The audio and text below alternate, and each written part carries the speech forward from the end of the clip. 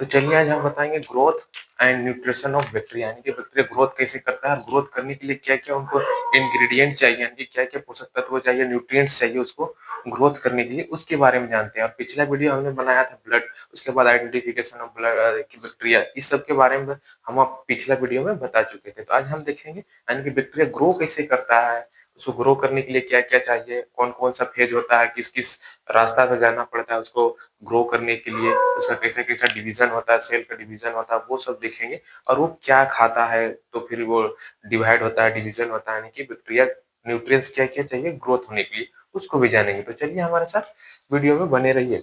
तो पहले देखेंगे हमारा है growth and nutrition of bacteria. तो आगे जानते हैं कि क्या है ग्रोथ ऑफ बैक्टीरिया, यानी कि जो बैक्टीरिया है वो रेफर करता है इंक्रीज ऑफ नंबर ऑफ, यानी कि जो बैक्टीरिया ग्रो करता है उसमें इंक्रीज करता है नंबर बैक्टीरियल सेल्स का, ना कि उसका साइज को। नंबर ऑफ बैक्टीरिया का सेल डिवाइड होता है, नंबर ऑफ बैक्टीरिया का इंक्रीज होता है, ना कि उसका सेल का साइज। उसके बाद जो बैक्टीरियल सेल ग्रोथ कर्व है उसके बारे में जानते हैं। इसका कर्व बहुत जरूरी है, बहुत सारे एग्जाम में आते हैं 5 नंबर के 10 नंबर क्वेश्चन में कि बैक्टीरियल ग्रोथ का कर्व कैसे होता है उसके बारे में। तो इसका कर्व में number of live cells is a bacterial population over a period of time, यानी कि एक टाइम में जो बैक्टीरिया का ग्रोथ का पॉपुलेशन है वो कैसे इंक्रीज करता है एक टाइम में, उसको जानते हैं हम बैक्टीरियल कर्व में। जो बैक्टीरिया है वो हमारा जो बैक्टीरिया है ये ग्रोथ बैक्टीरिया जो प्रोकैरियोटिक है, इसमें हमारा सेल डिवीजन होता है। प्रोकैरियोटिक सेल्स है बैक्टीरिया, इसमें हम बाइनरी फिजन के थ्रू सेल डिवीजन होता है।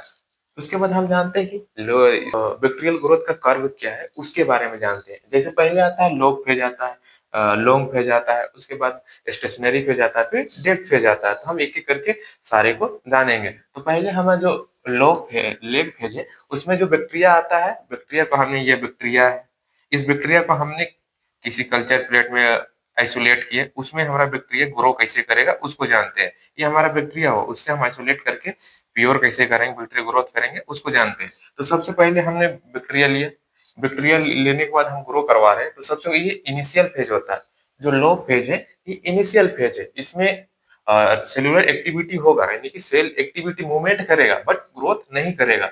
ये अडेप्शन यानी कि अडेप्टेशन पीरियड भी बोलते हैं इसको, adaptation phase. Cell increase in size but no cell division, cell इनकी बड़ा होता है बल्कि सेल डिवीजन नहीं होता है लेग फेज में।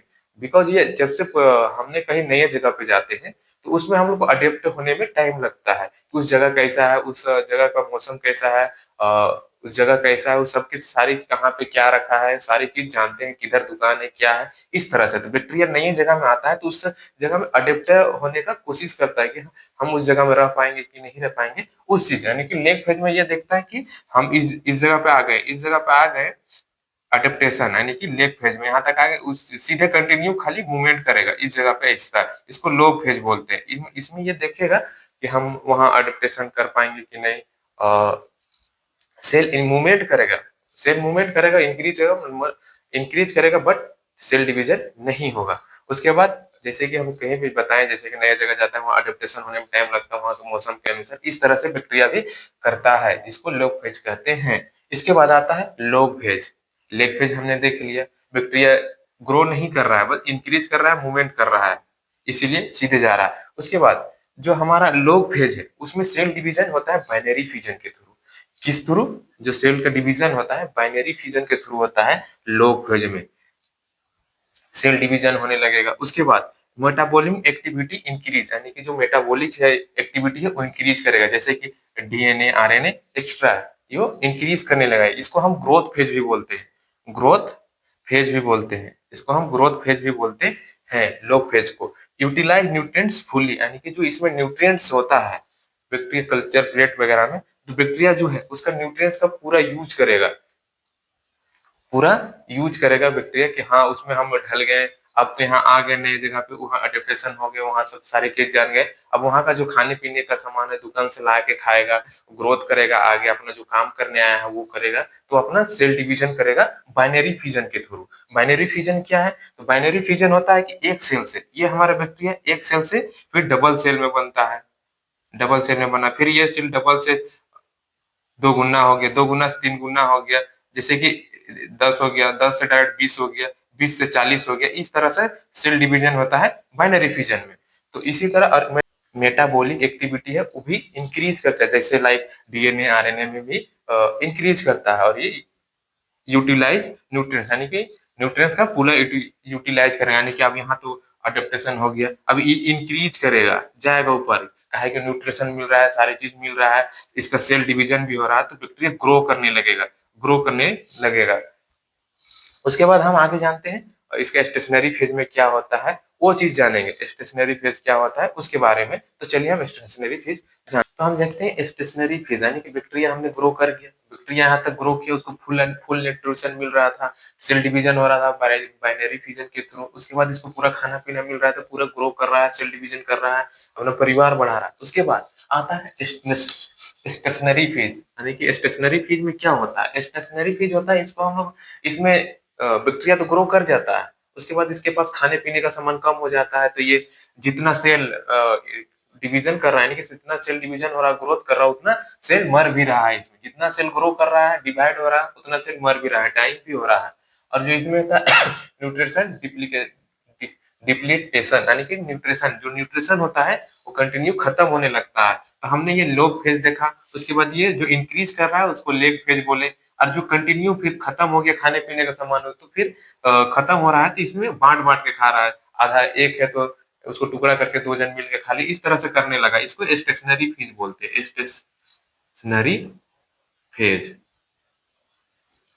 स्टेशनरी फेज हो गया कंटिन्यू एक ही ग्रोथ करने लगेगा, यानी कि उसके पास खाना पीने का सामान घट गया है तो कंटिन्यू पॉपुलेशन में भी क्या होगा, बैक्टीरिया होगा वो इंक्रीज करेगा, जितना इंक्रीज करेगा पॉपुलेशन उतना मरेगा भी, जितना सेल डिवीजन होगा उतना मरेगा भी, काहे कि उसके पास खाने पीने का सामान है, लूट मार होने लगेगा, लूटा लूटी होगा जिसे बोलते हैं, उस तरह से हो जाएगा। उसके बाद number of overall growth growth यानी कि नो ओवरऑल ग्रोथ, ग्रोथ रुक जाता है, कोई भी सेल डिवीजन नहीं करने लगता है, क्योंकि इसमें जो खाने पीने का सामान है वो रुक जाता है। उसके बाद आता है हमारा डेथ फिजन यानी कि डिक्लाइन फिजन, इसको बोलते हैं डेथ फिजन भी बोलते हैं। डेथ फिजन में न्यूट्रिशन डिक्रीज हो जाता है, खाने पीने का सामान खत्म हो जाता है। अब खाने पीने का सामान खत्म हो गया, number of dying bacteria increase, जो मरने की बैक्टीरिया का मरने का संख्या था वो इंक्रीज करने लगेगा। और उसके बाद जो पॉपुलेशन है वो डिक्रीज करने लगेगा, और यहाँ तक सब तो बैक्टीरिया डिक्रीज करने लगेगा, मरने लगेगा, इसको डेथ फेज भी बोलते हैं। डेथ डेथ फेज कहा कि बैक्टीरिया है जो डिक्रीज करने लगेगा, मरने लगेगा, तो बैक्टीरिया का पॉपुलेशन ऑटोमेटिक कम होने लगता है, काहे कि उनके पास खाने पीने का सामान बचा नहीं, एक दूसरे पर लड़ रहे हैं, मरते जा रहे हैं सारे बैक्टीरिया, इस तरह से होता है डेथ फेज। तो इस तरह से बैक्टीरिया का हुआ, लॉग फेज में हुआ अडेप्टेशन हुआ, उसके बाद लेग लेग फेज में अडेप्टेशन हुआ, वहां पे ढला आया, उसके बाद लोग फेज में वो कंटिन्यू ग्रोथ करने लगा, कहा कि उसको खाने पीने का सामान नया जगह था, अच्छा अच्छा मिलने लगा, आने लगा। उसके बाद स्टेशनरी फेज आया, उसमें खाने पीने का सामान एक समय आया खत्म हो गया, सारे बैक्टीरिया एक दूसरे में बांट के खाने लगे, तो कंटिन्यू ग्रोथ होने लगा, जितना सेल डिवीजन हो रहा था, जितना पॉपुलेशन ग्रो हो रहा था, उतना मर भी रहा था। उसके बाद एक समय आया कि खाना पीना खत्म हो गया, न्यूट्रिएंट्स खत्म हो गया मीन्स, तो उस टाइम पे सारे बैक्टीरिया मरने लगे, पॉपुलेशन घटने लगा बैक्टीरिया का, उसको बोलते हैं डेथ फेज। हम जाते हैं फैक्टर इफेक्टिंग बैक्टीरिया ग्रोथ, यानी कि क्या क्या फैक्टर है बैक्टीरिया को ग्रो करने के लिए, जैसे लाइक पीएच, टेम्परेचर कितना चाहिए, इस सब के बारे में जानते हैं, कितना क्या पीएच चाहिए उसको ग्रोथ होने के लिए, क्या टेम्परेचर चाहिए, इसके बारे में जानते हैं। तो जो इसका फैक्टर अफेक्टिंग बैक्टीरियल ग्रोथ, इसके बारे में जानते हैं। इसका टेम्परेचर होता है वो तीन टाइप का टेम्परेचर होता है, कुछ बैक्टीरिया होता है ठंडी वातावरण में ग्रो करते हैं, कुछ बैक्टीरिया जो हीट लब्ड है यानी कि थ्रोम्बोफिलिस है, जो कि थोड़ा सा उसको टेम्परेचर ज्यादा चाहिए, और जो मीसोफिल्स यानी कि मॉडरेट टेम्परेचर जो होता है, ज्यादा बैक्टीरिया इसी में ग्रो करते हैं, मॉडरेट टेम्परेचर में 20 to 45 सेल्सियस डिग्री में ही ग्रो करते हैं। उसके बाद इसका जो पीएच है, मोस्ट प्रीफियर न्यूट्रल जो पीएच है इसका, जो पीएच है वो 6.5 to 7.5, इसका जो पीएच है उतना रहता है। इसका जो पीएच होता है मोस्टली प्रीफियर न्यूट्रल होता है 6.5 to 7.5, और इसको एसिडोफिलिक और अल्कलाइन फिलिक भी बोलते हैं। इसके बाद आप लेग फेज समझिए, और जो हमारा ग्रोथ कर्व था, बैक्टीरियल ग्रोथ कर्व, उसको भी समझिए। अब इसका जानते हैं न्यूट्रिएंट्स, क्या क्या न्यूट्रिएंट्स चाहिए, इसका फैक्टर इफेक्टिंग में हम लोग और यूज करते हैं। एक हो गया ऑक्सीजन, ऑक्सीजन भी देखते हैं, ऑक्सीजन हो गया। ऑक्सीजन में क्या देखते हैं, ऑक्सीजन में होता है कि कोई O2 यानी कि ऑक्सीजन, इसमें कुछ बैक्टीरिया एरोबिक्स होते हैं, कुछ होता है एनारोबिक्स होता है, कोई फैकल्टेटिव होता है। यानी कि एरोबिक्स जो बैक्टीरिया होता है ऑक्सीजन के प्रेजेंस में ग्रो करने लगता है, यानी कि एनारोबिक।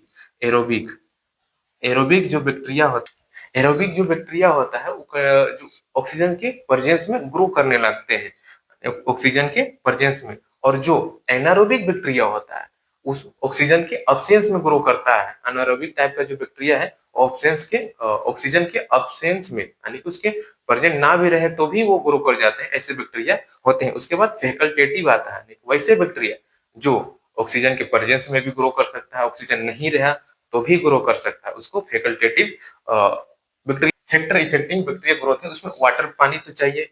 बैक्टीरियल को ग्रोथ होने में 80% जो पानी है वो जरूरत पड़ता है, 80% वाटर। वाटर 80% चाहिए होता है बैक्टीरिया को ग्रोथ करने के लिए। वाटर जो यानी कि बैक्टीरिया को मूवमेंट करने, वाटर क्या काम करता है, बैक्टीरिया को मूवमेंट करने में हेल्प करता है बैक्टीरियल को, यानी कि। और जो वाटर है ये बैलेंस करता है मॉइस्चराइजर को भी, यानी कि जो वाटर का यूज किया हमने बैक्टीरियल ग्रोथ में, तो वह जो वाटर है वो 80% रहता है कि बैक्टीरिया को मूवमेंट करना होता है, इधर जाना मूवमेंट करना होता है। उसके बाद जो मॉइस्चराइजर है उसको भी मेंटेन करके रखता है वाटर, यानी कि वो सूख जाएगा तो बैक्टीरिया डेड हो जाएगा, ये भी हो सकता है। इसे करने के लिए तो हम अब आगे जानते हैं न्यूट्रिशन ऑफ, न्यूट्रिशन क्या क्या होता है, जरूरी होता है बैक्टीरिया को ग्रोथ करने में, उसको जानते हैं। हमने तो जान लिया कि बैक्टीरिया का क्या क्या फेज होता है, कैसे ग्रो करता है, उसके बारे में।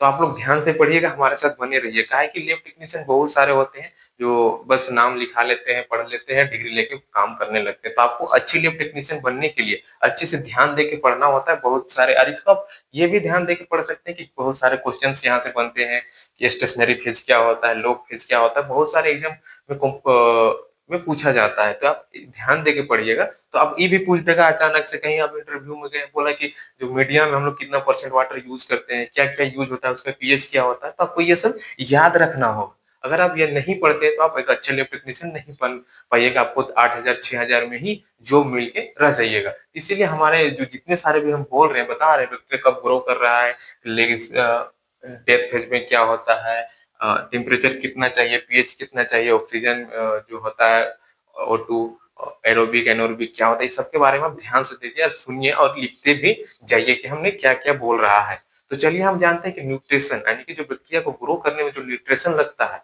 वो कौन सा न्यूट्रिशन लगता है, वो क्या क्या लगता है, उसके बारे में जानते हैं। हम जानेंगे कि क्या क्या न्यूट्रिएंट्स चाहिए बैक्टीरिया को ग्रो करने के लिए, कौन सा न्यूट्रिएंट्स चाहिए, क्या न्यूट्रिएंट्स चाहिए, बैक्टीरिया ग्रोथ करता है तो उसके लिए न्यूट्रिशन चाहिए, खाना पीना चाहिए, तब ना वो ग्रो करेगा, सेल डिवीजन करेगा, अपना परिवार बढ़ाया। तो चलिए आगे जानते हैं कि क्या होता है उसका nutrition. Nutrition based micro organism are two type का, इसका टू टाइप का होता है जो माइक्रो ऑर्गेनिज्म न्यूट्रिशन बेस्ड पे। तो पहला आता है हाइड्रोफिलिक, यानी कि जो हाइड्रोफिलिक है वो परजीवी है, हिंदी में आप लोग पढ़े होंगे जिसको बोलते हैं परजीवी। उसके बाद होता है ऑटोफिलिक, ये होता है सहजीवी, यानी कि खुद अपना भोजन बनाता है। और जो हेट्रोफिलिक है वो अपना जो फूड कंटेन करता है, ऑब्टेन करता है अदर्स माइक्रो ऑर्गेनिज्म में, प्लांट में, एनिमल्स में, उससे कंटेन करता है। और जो ऑटोट्रोफी है, ऑटोट्रोफिक है, वो अपने यानी कि सेल्फ आपस क्लोरोफिल होता है जिससे वो अपने आप ऑब्टेन करता है फूड, दूसरे पर निर्भर नहीं रहता है। और जो हेट्रोट्रोफिक है दूसरे पर निर्भर रहता है। उसके बाद हेट्रोफिलिक क्या होता है, हेट्रोफिलिक के बारे में जानते हैं। इसमें प्रेजेंट नहीं होता है क्लोरोफिल, जो क्लोरोफिल प्रेजेंट होता है ऑटोट्रोफिक का जो बैक्टीरिया में उसमें, और प्रेजेंट नहीं होता है क्लोरोफिल हेट्रोफिलिक में। और जो ये फूड कंटेन करता है एनिमल से, प्लांट से एंड अदर माइक्रो ऑर्गेनिज्म, यानी कि ऑर्गेनिज्म दूसरे पर निर्भर, यानी कि दूसरे से अपना फूड कंटेन कर रहा है अपने आप को डेवलप करने में, अपने परिवार यानी कि सेल डिवीजन के लिए। उसके बाद इसका थ्री टाइप होता है, जो हेट्रोफिलिक है उसका थ्री टाइप होता है, क्या क्या, पैरासाइटिक, एस्ट्रोफाइटिक और सिम्बायोटिक। तो हम लोग जानेंगे पैरासाइटिक क्या होता है। ये पैरासाइटिक, ये पैरासाइटिक ऐसे फूड कंटेन करता है ह्यूमन और अदर ऑर्गेनिज्म से फूड करना कंटेन करता है पैरासाइटिक, जो और ह्यूमन में ये डिजीज कॉज करता है। जो पैरासाइटिक है ये ह्यूमन में डिजीज कॉज करते हैं, लाइक टेटनस, टाइफाइड, इस तरह से डिजीज कॉज करता है जो हमें हानि पहुंचाता है। पैरासाइटिक जो टाइप है हेट्रोफिलिक। और जो सिम्बायोटिक है वो फूड ऑब्टेन करता है ऑर्गेनिक सबस्टांस से, यानी कि ऑर्गेनिक सबस्टांस से, जैसे ऑर्गेनिक सबस्टांस हुआ आपका मशरूम वगैरह से, इसको कोई हानि नहीं पहुंचाता है। ऑर्गेनिक सबस्टांस से फूड ऑब्टेन करता है एस्ट्रोबायोटिक, और जो सिम्बायोटिक है वो फूड ऑब्टेन करता है एनिमल से, प्लांट से, और एक दूसरे का यानी कि टू ईच अदर, यानी कि एक दूसरे को हेल्प करता है, यानी कि मदद करता है, बैक्टीरिया को बेनिफिट करता है, यानी कि ग्रो करने में हेल्प करता है सिम्बायोटिक। ये इस टाइप का बैक्टीरिया होता है। उसके बाद हम आ जाते हैं हेट्रोफिलिक देख लिए। अब आते हैं ऑटोट्रोफिक। ऑटोट्रोफिक में हमने बताया था जो अपने भोजन खुद बनाता है, उसका टाइप है, यानी कि ऑटोट्रोफिक में हम लोग वो अपना भोजन खुद बनाता है। किसके थ्रू बनाता है वो? उसके बाद क्लोरोफिल होता है जिससे वो अपना फूड ऑब्टेन करता है। इसका टू टाइप होता है, there are two type. Autotrophic का टू टाइप होता है, एक फोटोसिंथेसिस और कीमोसिंथेसिस। ये आपने पढ़ा होगा, या हम नेक्स्ट वीडियो में बताएंगे। फोटोसिंथेसिस और कीमोसिंथेसिस। जो फोटोसिंथेसिस होता है उसमें जो बैक्टीरिया उस टाइप का वो सेल्फ यानी कि खुद ऑब्टेन करते हैं फूड फोटोसिंथेसिस के थ्रू और कीमोसिंथेसिस के थ्रू। इसके बाद हम जानते हैं न्यूट्रिशन ऑफ बैक्टीरिया। बैक्टीरिया का न्यूट्रिशन क्या है उसको? तो बैक्टीरिया को नीड होता है ग्रो करने में, रिप्रोडक्शन करने में, एनर्जी चाहिए ग्रोथ होने के लिए, और रिप्रोडक्शन के लिए क्या क्या न्यूट्रिएंट्स जरूरी होता है, वेरियस न्यूट्रिशन, उसके बारे में जानते हैं। तो पहला हमारा है टाइप ऑफ न्यूट्रिएंट्स। पहला दो टाइप का न्यूट्रिएंट्स होता है, माइक्रो और मैक्रो न्यूट्रिएंट्स। तो हम मैक्रो न्यूट्रिएंट्स में जानते हैं जो कि बहुत ही लार्ज अमाउंट में चाहिए होता है, नीड होता है बैक्टीरिया को, मैक्रो न्यूट्रिएंट्स। उसके अंदर में आता है कार्बन सोर्स। कार्बन चाहिए होता है जो बैक्टीरिया में सबसे ज्यादा चाहिए होता है कार्बन। एनर्जी सोर्स है, जो कि एनर्जी सोर्स है स्ट्रक्चरल बैकबोन, यानी कि जो बैक्टीरिया का बैकबोन है वो यहीं से मिलता है, कार्बन से ही। जो एनर्जी सोर्स है फ्रॉम ग्लूकोज, CO2 और एक्स्ट्रा, यानी कि ग्लूकोज भी है, CO2 है, कार्बन डाइऑक्साइड है। उसके बाद नाइट्रोजन, नाइट्रोजन भी यूज करते हैं सबसे ज्यादा, जो for protein, DNA, RNA from amino, ammonia and nitrite etc। उसके बाद हम फास्फोरस यूज करते हैं। फास्फोरस क्या काम करता है, किसके लिए? ATP के लिए, न्यूक्लिक एसिड के लिए। उसके बाद जो सल्फर है उसका यूज हम अमोनिया, अमाइनो एसिड के लिए और विटामिन के लिए। बैक्टीरिया को विटामिन वगैरह चाहिए, अमाइनो एसिड वगैरह चाहिए, उसके लिए हम लोग सल्फर यूज करते हैं। उसके बाद इसी में आता है माइक्रो। एक हमने बताया ये हो गया मैक्रो। अब एक होता है माइक्रो, माइक्रो न्यूट्रिएंट्स। इसके अंदर में आता है, माइक्रो न्यूट्रिएंट्स के अंदर में इसमें हमारा आता है जिंक, कॉपर, मैग्नीशियम, इस तरह का आता है। तो क्या क्या आता है माइक्रो में? जिंक, पोटेशियम, ये सब आपको याद रखना होगा। पोटेशियम माइक्रो में है, कम अमाउंट में चाहिए, स्मॉल यानी कि ट्रेस एलिमेंट है। उसके बाद इसमें आता है एक एंजाइम कोफैक्टर, ये एंजाइम का कोफैक्टर है।